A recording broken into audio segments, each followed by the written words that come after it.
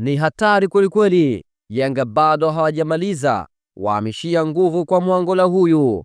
Klabu ya Young Africans imeweka wazi mkakati wake mkubwa kuelekea dirisha kubwa la usajili kwa kumtaja nyota wa kimataifa wa Angola Gelson Dala mwenye umri wa miaka 29 kuwa lengo namba moja katika harakati za kuimarisha kikosi chake kwa msimu ujao.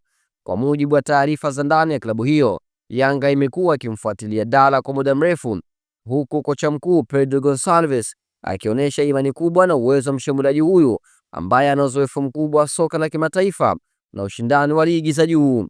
Inadaiwa kuwa tayari tangu dirisha dogo la usajili la Januari, Gonçalves aliwasilisha majina mawili muhimu kwa uongozi wa klabu hiyo, Laurindo Depo na Gelson Dala, akiwa na dhamira ya kuona wote wanajiunga na wananchi. Hata hivyo, kutokana na changamoto za kifedha na mazingira ya kimkataba ya wachezaji hao, Yanga ilifanikiwa kukamilisha dili moja tu la Depo, huku suala la Dala likiashiriwa hadi mwishoni mwa msimu huu.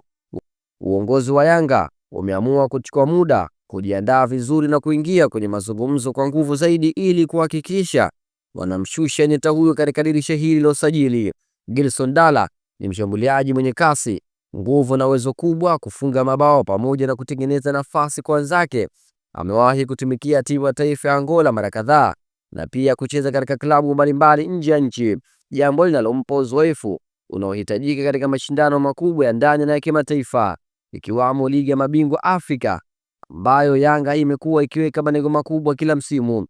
Vyanzo vya karibu na klabu vinaeleza kuwa Yanga ina mpango maalum wa kifedha na kiufundi kuhakikisha dili la Dala linakamilika bila vikwazo, hasa ikizingatiwa kuwa klabu hiyo inalenga kuunda kikosi imara chenye ushindani wa kutosha ndani na nje ya Tanzania barani Afrika kwa ujumla. Kwa sasa macho na masikio ya mashabiki wa Yanga maarufu kama wananchi yanapaswa kuelekezwa kwa jina moja muhimu, Gelson Dala.